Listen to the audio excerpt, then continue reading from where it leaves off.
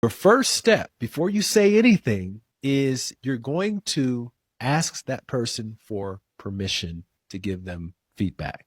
And the reason why this is important is because a lot of times when we want to give feedback in the moment, it may not be convenient for the other person to receive that feedback. Maybe they're thinking about something, maybe they're working on something else, and they just don't have the mental or the energetic space to receive feedback in that moment. We've all been there. And it's just a show of consideration to ask for permission before we start to tell them what we think they can do to improve. This also gives them agency over when and whether they are open to hearing your feedback.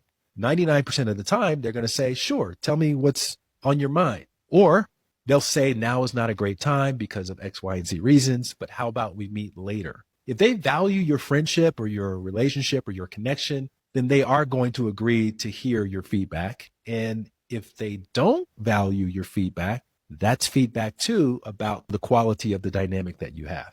And there's something that happens when they give you permission. It automatically opens them up to receive a lot more than they would be if you just kind of forced your opinion onto them, which at the end of the day, let's be honest, your feedback is your opinion. It's not a fact. It's your opinion based on your own life experiences. Granted, it's coming from a good place, but if they don't like what you're saying or if they don't resonate with your perspective, they are going to see it as an opinion. So this way, you're not catching them off guard.